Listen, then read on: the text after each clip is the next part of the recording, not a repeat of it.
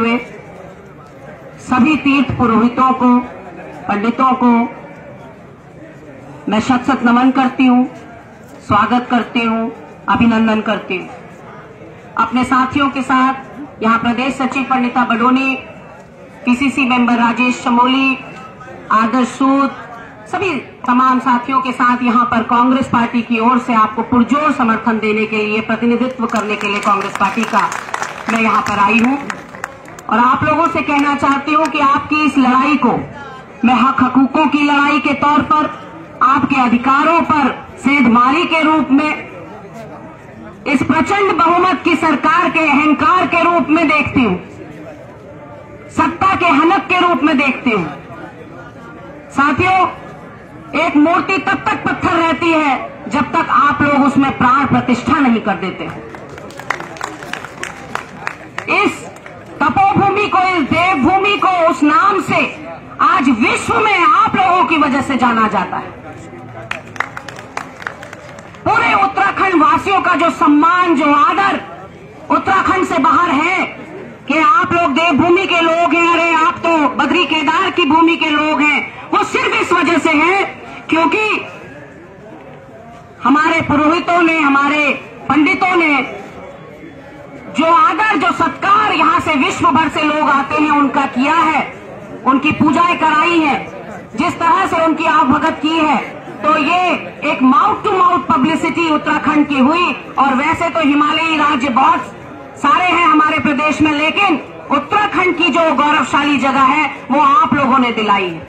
मैं मुख्यमंत्री त्रिवेंद्र रावत जी तक अगर मेरी गूंज पहुंच रही है, मैं चुनौती से कहना चाहती हूं मुख्यमंत्री जी, हमारे इन पुरोहितों का श्राप, हमारे इन पुरोहितों की बद्दुआ मत लीजिए, आपकी आने वाली पीढ़ियां आपको कोसेंगी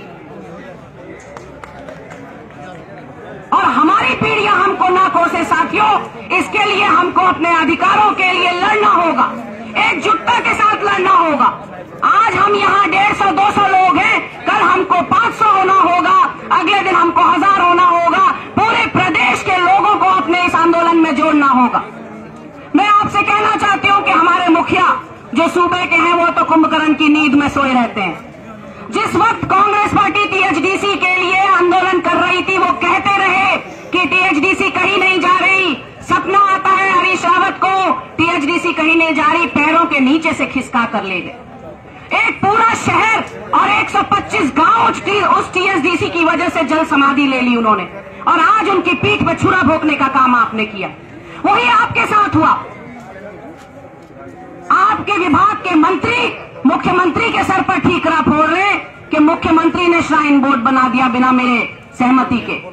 मुख्यमंत्री उनके सर पर ठीकरा फोड़ रहे, यानी कि पासिंग द पार्सल गेम खेल रहे हैं। बॉल कोई उसके कोर्ट में डालता है, कोई उसके कोर्ट में डालता है। और मैं बड़े भाई इंद्रेश मैखुरी जी की बात से बिल्कुल सहमत हूं। आपकी जमीनों पे, आपके उन पूरी प्रॉपर्टी पर जिस पर आपका अधिकार होना चाहिए, उस पर इनकी नजर है, निश्चित तौर पर नजर है। और ऐसा लगता है कि मसौदा जो कहा कि पूरी तरह से तैयार नहीं हुआ है मसौदा, मैं पूछना चाहती हूं मुख्यमंत्री जी से, क्या आपकी पार्टी ने ठेका ले लिया है इस देश को, इस प्रदेश को प्रयोगशाला बनाने का? केंद्र में बैठी हुई आपकी वित्त मंत्री कहती है जीएसटी में बार बार संशोधन की वजह से जीएसटी का स्वरूप बिगड़ गया।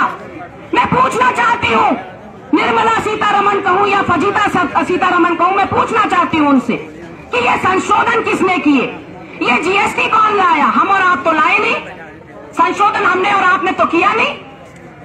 तो फिर आप कहना क्या चाहते हैं? विजन आप नहीं रखोगे, गलत नीतियां आप बनाओगे और खामियाजा जनता भोगेगी। एक बार पुनः आपसे कहना चाहती हूं साथियों कि ये लड़ाई एकजुटता से ही लड़ी जाएगी और निश्चित तौर पर एक नारा देना चाहती हूं, त्रिवेंद्र सतपाल तेरी जागीर नहीं, ये 4 धाम उत्तराखंड हमारे हैं। मेरे साथ आप सब लोग अगर लगाएंगे तो बहुत अच्छा लगेगा। त्रिवेंद्र सतपाल तेरी जागीर नहीं, ये 4 धाम हमारे हैं। निश्चित तौर पर आपकी लड़ाई अपने अधिकारों के लिए है और जो अधिकारों के लिए नहीं लड़ता साथियों, उसको क्या कहते हैं मैं कहना नहीं चाहती। आप यहाँ पर आए, आपने अपने अधिकारों के लिए लड़ाई लड़ी, हमारे आने वाले बच्चे इस बात के लिए हम पर सवाल नहीं करेंगे कि जब ये हो रहा था आपने विरोध क्यों नहीं किया। बिना विजन के मुखिया हमें मिला हुआ है, जो उसको जो सलाह दे दे उस सलाहों को मानते चले जाते हैं, चाहे वो प्रदेश के हित में हो चाहे अहित में हो। बिल्कुल ठीक कहा मैखुरी जी ने कि क्या जरूरत थी, किसी ने सवाल उठाया था, किसको चाहिए था श्राइन बोर्ड, और अगर श्राइन बोर्ड बनाना ही था तो जिनके लिए बना रहे थे उनको शामिल क्यों नहीं किया, उनको उस पूरे मसौदे को तैयार करते वक्त उनकी ओपिनियन क्यों नहीं ली। क्योंकि हिंदू सनातन धर्म में तो तीर्थ स्थल नहीं, तीर्थ पुरोहित भी आदरणीय है, सम्मानित है। तीर्थ पुरोहितों का भी उतना ही सम्मान है जितना किसी तीर्थ स्थल का है। फिर उनको क्यों नहीं, आपने उनको कोई ऐरा गैरा नत्थु गैरा समझा था? आपने उनको क्या ऐसा व्यक्ति समझा था जिनकी अपनी कोई सोच समझ नहीं है? पढ़े लिखे वेदों को पुराणों को पढ़कर वो पुरोहित बने हैं। आपकी तो आप उनकी उंगली पर भी नहीं हो और उसके बावजूद आप एक तानाशाही फैसला लेते हो, बिना उनको शामिल किए हुए उनके पैरों के नीचे से जमीन खिसकाना चाहते हो।